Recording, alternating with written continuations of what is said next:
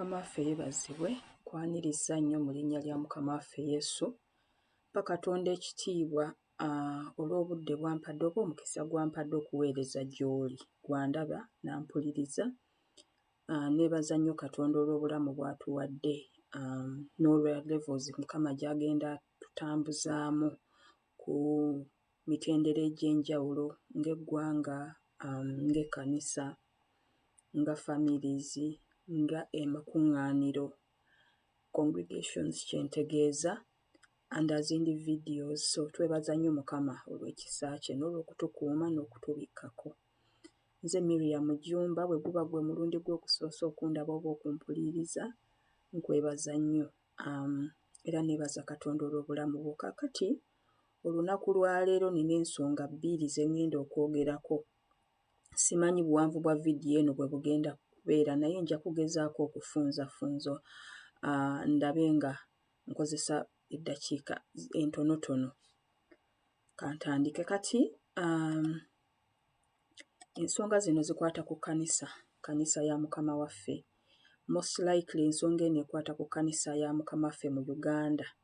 Perhaps kiyinzika okuba nga kikwata ne ku kkanisa mu mawanga amalala kubanga ffenna tuli mubiri gwa Kristo, naye nze mu kulaba nalaba issues zikwata ku kkanisa ya Mukama waffe, omubiri gwa Mukama waffe Yesu mu ggwanga lya Uganda. Kale kaakati tujja kukozesaako n'ebyawandiikibwa. Ebintu ebisinga bw'oba onootegeera pulaani za Katonda oba ebigendererwa bya Katonda eri ekkanisa, olina okukozesa ennyo Bayibuli era reference y'ekkanisa, kubanga ekkanisa ezaalibwa nga Mukama waffe amaze okutusindikira Omwoyo Omutukuvu ekkanisa lwe yazaalibwa. Kati kitegeeza nti oba akutegeera ebyama eby'Obwakabaka ebikwatagana n'ekkanisa, ojja kukozesa nnyo Bayibuli ate ojja kukozesa nnyo Isirayiri ng'eggwanga za reference oba ekyokulabirako. Njagenda ngezaako okutusiigira ekifaananyi okweyongera okutegeera ensonga eno, era nsaba Mukama ampe ekisa obubaka buno mbulambulule nga bw'abwagala mbulambulule. Amiina. Human factors nziggyemu. Kale kaakati obubaka buno bwajja mu January omwaka guno gwennyini, ntoza ennaku z'omwezi zaali 24 January 2023, naye I think it came in response to certain questions ze nali mbooza. Around December 2022 there was a period of prayer at the very last week of the year, twali mu kusaba. But during that period I kept seeing a very dark cloud, ekire nga kikwafu nnyo nga bw'olaba enkuba. Simanyi bw'ali olaba enkuba nga egenda kutonnya, si nkuba eya bulijjo, naye omanyi enkuba eno esuula ebizimbe oba efulaadinga emyala etwala emmotoka, engeri gyefaananamu ng'ekutte. Ekire kyali kya bbulaaka nnyo nnyo nnyo, era newankubadde obudde bwali bwa misana ng'oyinza okulowooza nti obudde bugenda buwungeera, ng'enjuba tokyagiraba, tekuli munyenye, obudde tebunnaziba, naye ng'ekire kikutte. Kati wakati mu kire mwalimu empewo nga y'amaanyi, nga bw'olaba nti enkuba bw'eba egenda okutonya wabeerawo empewo, ng'ebire byesiikuula ng'olaba it was simmering, nga bw'olaba amazzi agatokota. Amiina. Naye ekyanneewuunyisa nti ebire byasigala bitokota ng'olaba enkuba ebindabinda. It appeared as though it was going to rain anytime. However, enkuba teyatonnya, saalabayo mazzi gavaamu ne gatonya. Nga bw'olaba enkuba bw'eyagala okutonya ne muggyayo ebintu byonna ebiri ebweru ne mulembeka n'okulembeka, ne muggalawo ennyumba nga mwetegekedde enkuba ey'amaanyi erimu kibuyaga ey'amaanyi. Perhaps maybe nga wabaddewo period y'ekyeyo oba ey'omusana nga gubadde mungi, enkuba eyo esooka ey'amaanyi ejja, kyokka enkuba ne mugirinda n'etajja. Kati bwe nalaba ekintu ekyo nakiraba mu kaseera katono, ne ntandika okubuuza ebibuuzo, okwebuuza lwaki ekire kino kyaki? Kiri ku Uganda, kiri ku kkanisa, kyaki? Lwaki enkuba tetonnya? Ekire kya bulungi, ekire kya bubi? Ne ntandika okwebuuza ebibuuzo eby'enjawulo. Kati nsuubira mu magezi gange, nsuubira nti obubaka buno, ekintu kino kye ŋŋenda okusigira, kye ŋŋenda okunnyonnyola, it was an answer to the questions I was posing earlier on. Ngenda gezaako okozesa Oluzungu n'Oluganda lwa nsonga nina abantu bambi ababadde bansaba ennyo okubatranslatingira obubaka buno mu English language. Unfortunately, it's very difficult for me to post 2 messages because it takes a lot of time and energy. Perhaps maybe if I can get somebody who can help me to translate my videos in another language, translating kyentegeza maybe tuterako subtitles or something like that. So mujja kunsonyiwa abooluganda, I'm going to try my level best gezaako nga nkozesa ennimi zino zombi tusobole okutegeeragana obulungi, at least for this time. Kale. So, nalaba nga 24th of January 2023, I saw a large church in Uganda. It was a temporary shelter like most churches, but it appeared to be near a large town. Its sheer size made it look like a typical church in Uganda. Nalaba ekanisa kugambe kanisa eno yali nnene.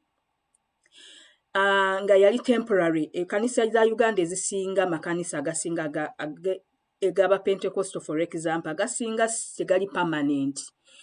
Baba bagizimbye nga ya mangu. Sigambye nti kanisa eno teyali ya permanent. Naye endabika yayo terabika nga ye final nga bw'ogamba ekizimbe tetuliddamu kumenya wano nga walabika waliwo pulaani mu maaso eyo baddemu bakole ki baddemu bamenye nga bw'olaba amakanisa agasinga bwe gatandika. Ekimu ku bintu ebyenkizo, one of the most important things about this church is that it had 2 entrances. Yalina emiryango ebiri. Omulyango ogusooka era oguli main gwali guli mu south. It was facing the south. So the first door, the main entrance of this church was facing the south. Ge bayita ndowooza Amaserengeta. Ndowooza gwe bayita bukiika ddyo. That's what I think. Mu Luganda. Kati, omulyango ogwokubiri gwali mu east. Direction zino nzikubuulira for a reason, because they have biblical significance. Nkugambye, if you want to interpret issues to do with a church, you need to have some reference to Israel and the way God prescribed things to do with worship. Engeri Katonda gye organizingangamu oba gye yasengekamu ebintu ebyali bikwata ku Isirayiri, bw'oba onootegeera ebintu ebikwata ku kanisa. So the second door, which was smaller, the second entrance, it was to the east. Kati, ekkanisa omulyango gwa east oba omulyango gw'ebuvanjuba we gwali gutunudde, waaliwo ennimiro ennene ddala, naye ennimiro eno yali ya kasooli. Nja kukunnyonnyola lwaki kasooli ono yaliwo. Yali mungi nnyo nga basically kw'okomya amaaso. Ekyokusatu, ekkanisa eno yali kumpi n'oluguudo lwa train. Nga kitegeeza ekkanisa, in fact, mu northern direction, oluguudo luno lwa train lwalinga luyita ku south ne lugenda ku north ne luyooka luwetamu bwerutu ng'olugenda ku east. Oba ntegeerekese. Nga kitegeeza luva mu south ne lwetoola ne luyita ku north, then ne lwetoola ne ludda ku east ne lyoka lugenda. Yali eyitawo buyisi. Jjukira akaguudo ka train kaba kaguudo kamu ate kaba katono. Ntegeerekese. Kakati, amangu ago nagenda okulaba nga omanye nga waggulu ku roof oba ku kasolya ka church eno nga waliyo amazzi nga gaalegama, trapped water. Nga wolaba water singa enkuba etonnya, if it rains, amazzi ne galemerera okukka wansi ne gasigala nga gaali geerembese nga gasigaddeyo waggulu ku kasolya ku roof. So this is what I've said. Then suddenly I noticed that there was rainwater trapped on the roof of the church. The roof was made with polythene material from the inside and some other materials outside. This excess water had been there for a long time. Kati amazzi gano, njukira nakirabira munda, nze nali munda, naye nga ndaba nti ku kasolya waliyo amazzi gye gaalegamira. Amazzi gano mu kulegama tegalegamawo mulundi gumu, kuba singa galegamawo mulundi gumu, singa geekuŋŋaanyawo mulundi gumu, you would easily notice nti akasolya kaliko ekizibu gajjanga mpola nga gagenda geekuŋŋaanya over a period of years. So this water accumulated slowly, so nobody noticed. Kitegeeza nti abantu abali mu church ng'otaddeko n'abakulembeze baali tebamanyi nti awaliyo amazzi waggulu lwa nsonga nti gaali gajja mpola. Kankuwa example. Olaba amazzi ga drip zino ze bateekako abalwadde mu ddwaliro. Katonya katondo kamu bwe kati. Kati tosobola kunotisinga nti amazzi gavaamu naye gaba gavaamu era oluvannyuma gekulanga eccupa ekenderedde ddala kati ne kiri bwe kiti bwe kiri. Buzzi bwagenda nga butonya mpola nga bulegama ku kasolya ku roof. Kati olw'ensonga eyo there was no one that really noticed nti amazzi gaali galegamye mu church. It was because no one could tell how much water was trapped when you were inside. Kwegamba nga bw'obeera munda tosobola kumanya bungi bw'amazzi agaali galegamye waggulu nga kitegeeza okutegeera nti amazzi gano mangi oba obungi bw'amazzi olina kufuluma bweru. Meaning abantu ab'omu kyaki munda baali tebalina insight, baali tebasobola kumanya. Walina okubeerawo omuntu oba amaanyi ag'enjawulo agayamba omuntu okulaba from outside nti amazzi gano mangi okusinga bwe mubadde mulowooza oba ntegeerekese. So kitegeeza nze we nali munda nagalaba, yes, because I was not a member of that church. However, bwe nafuluma ebweru ne ndyoka ntegeera obungi bw'amazzi. Now this rainwater was dangerously putting a lot of pressure on the roof, but nobody noticed, including the leaders of the church. Kati amazzi gano tegalegama ku side za church zonna. What happened? Flowing nga ne gava yonna gye gavudde ne gakkirira to the eastern side of the church. Awali omulyango. Remember, I've told you this church had two entrances. There was a south entrance and an eastern entrance. So basically what happened was the water was trapped towards just above the eastern entrance. I'm going to give you reasons as to why God was very particular with these directions. Kakati, era nagenda okwetegereza nga akasolya oba roof eno ku side ya east yali egenda kugwa. Side zonna south, west ne north zaali fine. Ne side eno ey'omu east ebuvanjuba waliyo obuzibu era ekkanisa yali egenda kugwa egwire abantu. Era mu kiseera ekyo nalaba waliwo pastor yayingira, alabika yali omukulu w'ekkanisa eyo nga yeeteeseteese agenda kubwira. It was a Sunday, but I was worried about the danger this water was causing. Amina. So this is what I did. Nafuluma ebweru okutaasa ekkanisa eno akasolya kaleme kugwira abantu. Nafuluma church nkugambye wali tosobola kulaba mazzi bungi bwago ddala ng'oli munda walina kufuluma. So nenfuluma nga mpita mu mulyango gw'omu east ogw'ebuvanjuba ne neetegereza obungi bw'amazzi gano. Amina. So this is what I did. Mukama nampa amagezi. This is what I saw. Bino nabiraba mu nsi ya mwoyo. Nakwata omuggo nagenda okulanga mu mukono gwange mulimu omuggo. I'm going to still give you the significance of this stuff. Amina. Nga mulimu omuggo mu mukono gwange. Neefuna abavubuka basatu. I'm very particular with the words I'm using. Bavubuka. Sigambye bakulu myaka 5-6. Ngambye bavubuka. These men were in their 20s and 30s. Early 20s, 30s, early 40s. Nayita abavubuka basatu. 1, 2, 3. Nembawo omuggo gwe nalina mu ngalo zange. Nembagamba bafune eddaala ladda. Balinnye eddaala lino baliteeke awali akasolya ku eastern side. Bakozese omuggo guno basindike bwe bati akasolya amazzi gaveewo gayiike wansi. Tusevinga ekizimbe. Oba ntegeerekese. Kakati omuggo guno Bayibuli eyogera mu Zabbuli 23 Dawudi awandiika n'agamba nti newankubadde nga ntambula mu kiwonvu eky'olumbe sibitya kabi konna, n'ayogera n'agamba nti oluga lwo n'omuggo gwo bye binsanyusa. Waliwo enjawulo wakati w'oluga n'omuggo. Mu biseera bya Bayibuli ojja kwetegerezanga oluga luno n'omuggo byali bikozesebwa bya basumba, bya busumba.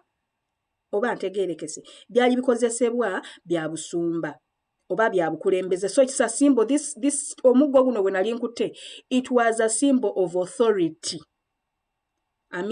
Kikiikirira discipline oba kikiikirira okukangavvulwa kwa Katonda oba guidance, okuluŋŋamizibwa oba authority, obukulu oba obukulembeze. Oba ntegeerekese. Nga bw'olaba Musa yalina omuggo, Alooni yalina omuggo, Elisha yalina omuggo n'abalala. Kakati abavubuka bano baali basatu mu ngeri ya Bayibuli. Ennamba esatu etegeeza completion. Oba ntegeerekese. Basically kiba kitegeeza nti ekintu kino nze nali nyimiriddewo buyimirizi, naye yali authority bwali nga bw'ogamba kiragiro kya Katonda. Ekkanisa eggyewo amazzi ago. Naye ani agajjawo? Si nze nagajjawo. Waliwo abasajja basatu, abavubuka basatu abaaweebwa obuyinza oba anointing n'eddaala ery'obwa Katonda basobole okutuuka waggulu ku kasolya badraininga amazzi ago gave ku kanisa. Kakati bwe badraininga amazzi, bwe baakwata omuggo guno ne basindika akasolya, bagendanga basindika bwe bati mpola mpola, amazzi ne galyoka gavayo ku speed. Ekituufu kiri nti none of us expected okulaba amazzi obungi bwago gaali mangi nnyo. Sirabangako mazzi genkana bwe gatyo mu bulamu bwange nga gava kasolya. It was too much water. Okumanya amazzi gaali mangi, nkugambye nti ku eastern side kwaliko cornfield, kwaliko ennimiro ya kasooli. Amazzi gava ku kasolya ku speed n'amaanyi nga bw'olaba waterfall. Ne gakka, abavubuka bennyini abaali bagasindika baagwa wansi olwa force amazzi gye gaalina nga gava ku kasolya. Abavubuka ne bagwa eri, amazzi ne gabayitako, ne gadduka ne gayita mu cornfield. Ne gayita mu cornfield nga bwe gagenda to the eastern side, kubanga akasolya, problem y'akasolya yali ku eastern side. Ntegeerekese. Cornfield yali ku eastern side. So amazzi gano gava waggulu ne force ne gakuba abavubuka bambi because of the force gye gaalina, ne gayita mu cornfield. Kati kasooli ono ne mwetegereza, kasooli ono yali amulisizza naye nga tannaba kuteekako mpeke. Kasooli ow'omunda ono, kasooli empeke nga tezinnateekako naye ng'amulisizza. Mu Luganda ndowooza kibayita okuleeta oluyange. Ebyo ebiviiri ebibeera ku kasooli. There is a reason lwaki kasooli oyo yali ku stage eyo. Naye kyanneewuunyisa, amazzi we gaava wansi, we gaava waggulu, ne gakka wansi ne gatandika okuyita mu cornfield oba mu nnimiro eno. Kasooli yenna n'abendinga bw'ati towards the east, kubanga amazzi gaali gasindika towards the east. Kasooli yenna n'abendinga, amazzi ne gamuyitamu wakati mu rows, mu lines, oba ntegeerekese. Ne gadduka ku speed nga gagenda geeyongerayo, simanyi gye gaakoma. Naye half of the water eba eyimaze okuyita mu kasooli, ngenda okulengera nga waliwo train yajja ekuba eŋŋombe. Nga bw'omanyi train weba erina weeyita nga waliwo oluguudo olusalamu, ekuba eŋŋombe. Kati olw'amazzi agaali amangi, force gye gaalina, kati ate nga tulaba train ejja. Jjukira train temala gasiba. Ate bo abali mu train bateekwa okuba bali tebalaba kigenda mu maaso wano. Ne tulyoka tukuba endu ne tugamba abantu bagenda kufa, bannaye amazzi gagenda kola ki? Gagenda kutta abantu. Train baagezaako nnyo gisiba kuba baageekanga nga gabatuuseeko. Naye Mukama yataasa butaasa, train agenda okulaba ng'egira side waving, yeekubira side, Mukama n'abayamba ne bayitawo. Amazzi we gakubira train n'ebanga eyagala kuva ku kaguudo egweri, ekola accident, gaba mazzi mangi. Kankikomye wano. Kakati ngenda gezaako okunnyonnyola ebitono bye nnaakategeerako ku message eno.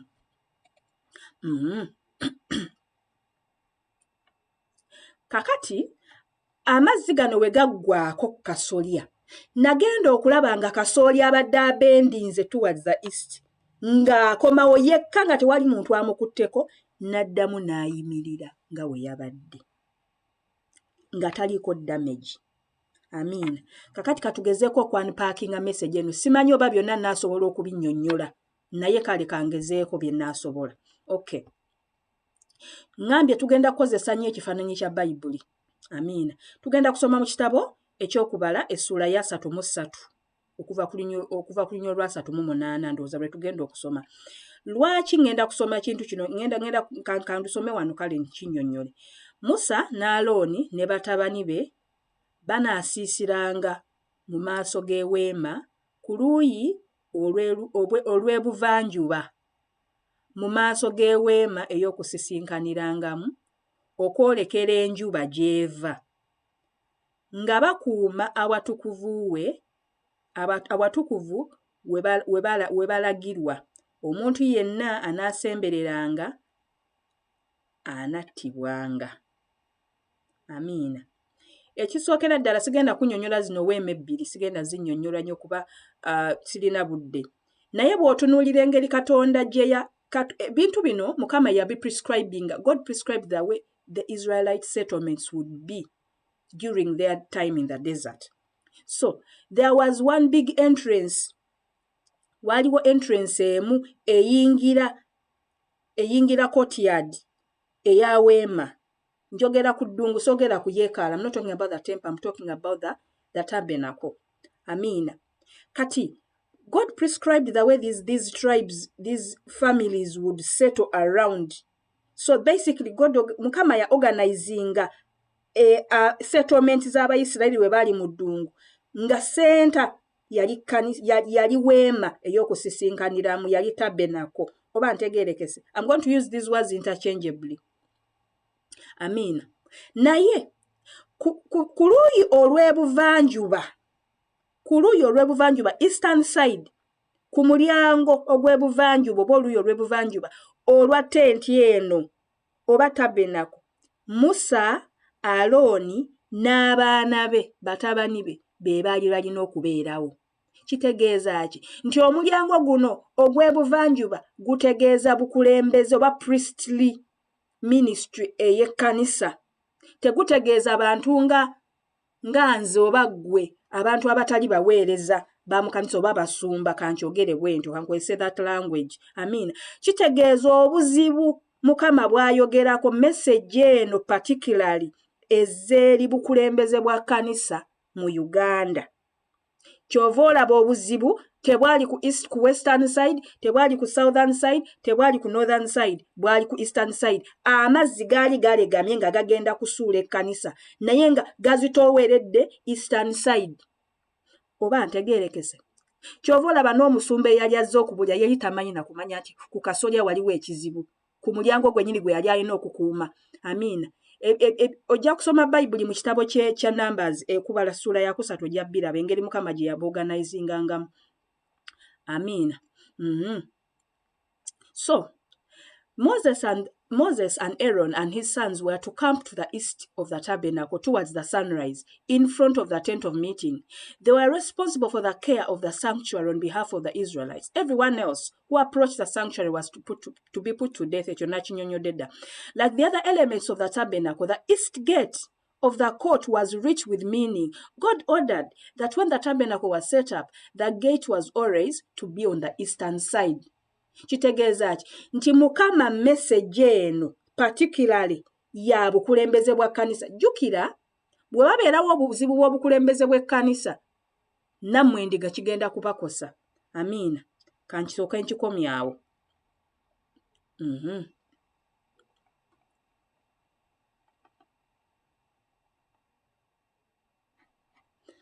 Okay. So, abasajja bano abasatu bategeeza ki abavubuka? Lwaki omuggo saaguwa?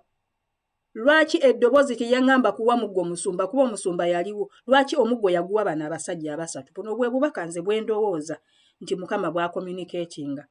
Ekisooka nga bwe ŋŋambye, ekkanisa eno etegeeza kkanisa ya Mukama waffe, omubiri gwa Mukama waffe mu Uganda. Amiina. Ekyokubiri, amazzi gano agalegama mulowooza kitegeeza ki? Waliwo ebintu ebivudde mu nsi, waliwo obutali butuukirivu, waliwo obukyafu obulegamye ku kasolya k'ekkanisa. Waliwo ebyoto ebiyimuse, waliwo emize egiyimuse, waliwo enneeyisa, waliwo doctrine, waliwo kwegamba ebintu ebitali bitukuvu oba eby'emizizo ebizze ku kkanisa ebiri mu kkanisa. Ngambye omubiri gwa Kristo. Amiina. Naye kirabika okusinziira ku message eno, banne sirina muntu gwe nsalira musango, nze njogera bwogezi kye nalaba. Amiina. And I'm trying to help to interpret it, okugezaako kicommunicatinga, omuntu akiwulidde atwale obubaka buno abukozese. Kakati obukulembeze newankubadde nga bwaliwo tebwasobola kujjawo mazzi gano. First of all, they didn't identify nti waliwo obuzibu. Secondly, nga bwe nkugambye wali tosobola kulaba mazzi gano ng'oli munda, wali olina galabira bweru. Kati olw'okuba baali munda baali tebasobola galaba. Era abantu bennawo omuggo okujjawo amazzi gano tebaali munda, baali bweru. They were outside. Amiina.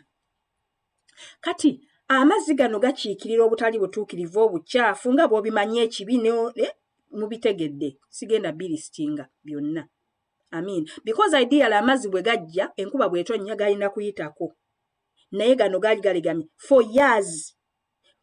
Nkugaye gajjanga nga katondo kamu ne gagenda nga gaggira. Era ekkanisa yabadde egenda kuggwa okusinziira ku kye naba, naye ng'egwira ku sayidi ya east. East nkugambye we wabeera obukulembeze okusinziira ku Bayibuli ngeri gye tugisomyemu. Kati kitegeeza ki? Kitegeeza nti waliwo obuzibu ku bukulembeze. Obukulembeze Mukama bwe yalonda.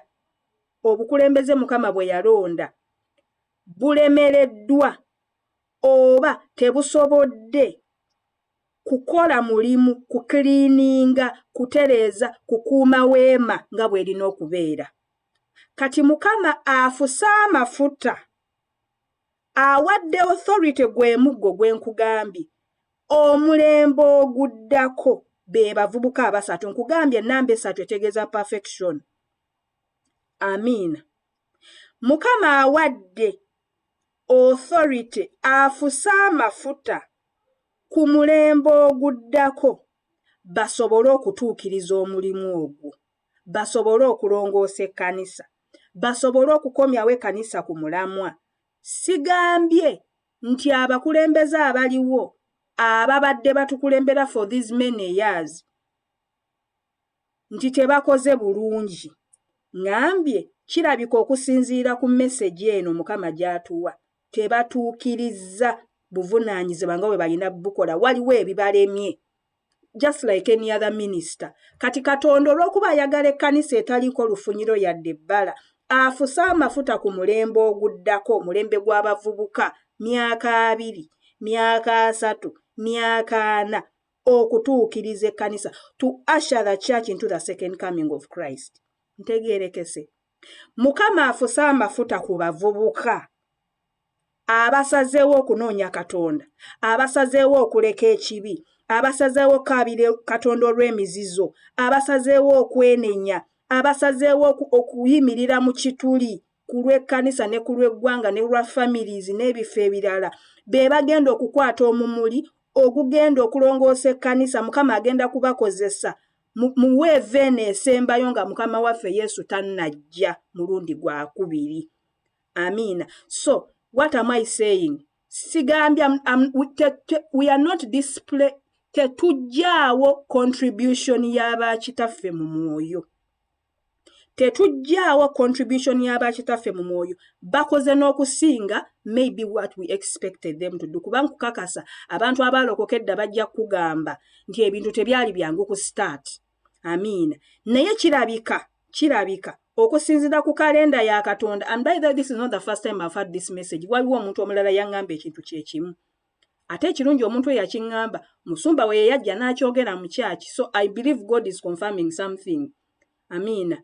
Nti omulembe guno oguliwo ogw'abakitaffe abamu balemereddwa okutuukiriza ekintu nga bwe kirina okubeera.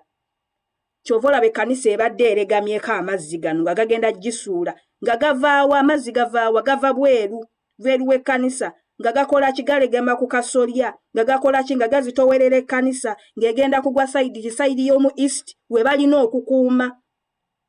Obuzibu no singa bubadde ku sayidi ndala maybe twandiki explaininze mu ngeri ndala, naye nkugambye problem yali ku eastern side.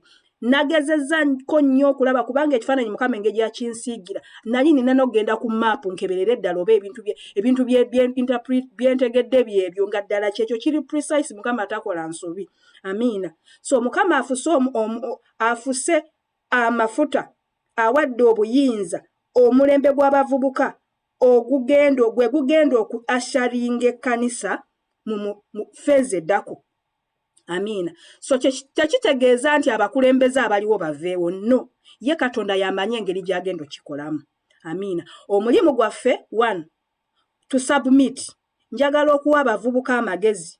Abavubuka yenna ng'oli muvubuka ng'oyagala Katonda akukozese. Ng'oyagala Katonda akukozese mu weeveeni egenda okujja. 1. Submit to the authority. Ne waabanga omukulembeze otalabika kubeera perfect. Submit to that person, that man or woman Katonda gw'atadde mu bulamu bwo. Muyigireko by'osobola okumuyigirako. Amiina. Ng'ekiseera kye eky'okuvaawo tekinnakola tekinnatuuka. Mukama ye agenda ayina engeri gy'agenda okikolamu kubanga ye waaba asazeewo. Ayina engeri gy'agenda okikolamu, simanyi ngeri ki kuba ye Katonda yeemalirira. Naye afusa amafuta ku mulembe oguddako. So essaala erina okuddako y'essaala ya revive ey'okudda obujja. Amiina. Essaala eddako y'essaala yakudda bujja. Mukama afuka amafuta ku mulembe oguddako. Mukama asharinga ekkanisa mu dispensation eddako. Mukama asharinga ekkanisa mu mulembe oguddako. Bayibuli yayogera n'egamba nti Mukama waffe akomawo kunona ekkanisa etaliiko lufunyiro yadde ebbala yadde kyakunenyezebwa yadde ensonga yonna. Kati olw'okuba Katonda ayagala okututeekateeka, afusa amafuta ku mulembe oguddako nga gulina ennyonta n'enjala ey'obutuukirivu, nga beenenya, nga bakaaba, nga bawanjaga, nga bakuba ebiwoobe olw'emizizo egiri mu kkanisa. Mukama asangule ebintu ebyo abiggyewo, akasolya kaffe katereere. Mukama waffe Yesu atusange nga tweteeseteese. Amiina. Kansooke mpoozingemu katono. Bw'onoosoma ekitabo ky'Abeefeso, Ephesians, essula ya 5 okuva ku linnya olw'okusooka awo, ojja kulaba ebintu Pawulo by'alabula Abeefeso, ebintu bigenda okulemesa abantu okuyingira obwakabaka bwa Katonda. Amiina. Sijja biyingiramu nnyo. Ayogera ku sexual immorality, impurity, greed, foolish talk, coarse joking, greed, immorality, impurity, idolatry n'ebintu ebirala. N'amala n'atugamba mu verse 14 n'atugamba nti tugolokoke, wake up, sleep, arise from the dead and Christ will shine on you. N'amala n'atugamba be careful how you live, not as unwise but wise, making most of every opportunity because the days are evil. Amiina. Then mu verse 25 ngambye Abeefeso essula ya 5 kati tuli ku lunyiriri lwa 25. Agamba bw'ati, ayogera nti Mukama waffe Yesu alyoke akole ki? Alyoke alongoose ekkanisa, agitukuze ng'amaze okugirongoosa n'amazzi mu kigambo. So bino Mukama by'ayagala ekkanisa ebeere in the end, nga bino byonna biwedde. Kitegeeza mantle Mukama gy'awa omulembe oguddako, generation y'abavubuka eddako egenda okuasharinga ekkanisa, gy'agenda okukozesa okuasharinga ekkanisa mu kudda kwa Mukama waffe okwokubiri. This is what is yeno assignment nti Mukama ayagala agitukuze n'amazzi ng'agirongoosa mu kigambo. Ekyokubiri, agyereetere yennyini ekkanisa ey'ekitiibwa. Ekyokusatu, nga terina bbala, nga terina lufunyiro n'ebifaanana ng'ebyo, ebeere entukuvu etaliiko bulema oba ekyokunenyezebwa. Amiina. So, nga mmaliriza, in summary, Mukama okusinziira ku bubaka buno, Mukama wanaaba ampaddeyo obubaka obulala obwongereza ku kino oba okunnyonnyola okweyongera okunnyonnyola, nja kukomawo. But in summary, Mukama afusa amafuta ku mulembe oguddako, priesthood eddako, bakabona abaddako, generation Mukama atandise okuyimusa generation eddako, egenda okujja ebintu ebyo ebiri ku kasolya, egenda okutereeza okumenya ebyoto ebiri mu church, egenda okumenya doctrine ez'obukyamu, bannabbi b'obulimba etc. Egenda okujjawo basically Mukama agenda gikozesa nnyo mu mulembe gwabwe okujja okutereeza ekkanisa agifuula ekyo ky'ayagala.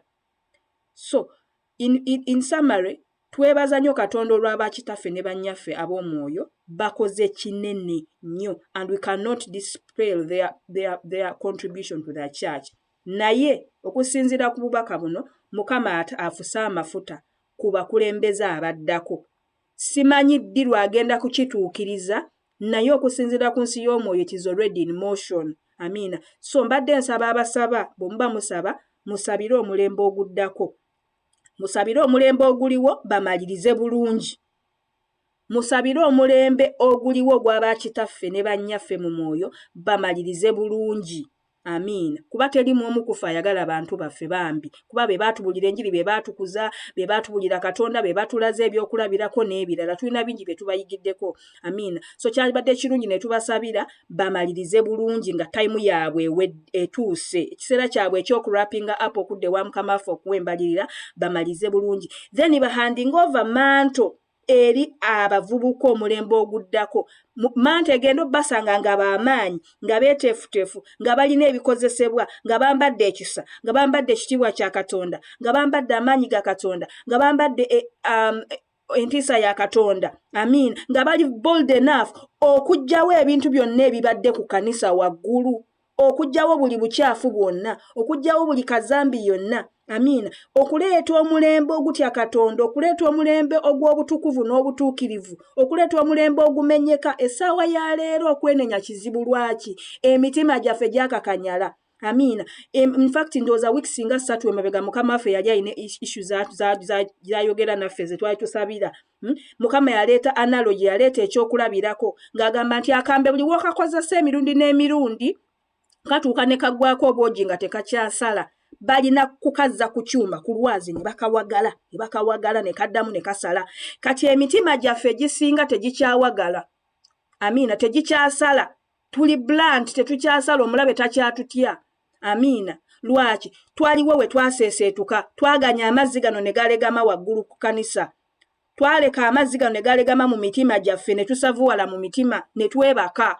Amiina. Omulabe n'atuluma nga tetutegedde. Jjukira ajja atonya mpolampola. Ajja atonya mpolampola. Amiina. Tunaagenda Mukama waffe atuyambye n'atuzuukusa essaawa zino lwa nsonga. Ebintu ebimu tubiraba naye tetubifaako. We don't even think they are dangerous. Omanyi omulabe asinga obuye mulabe gw'olowooza nti talina buzibu, talina bulabe bw'ayinza kuteekako bunene.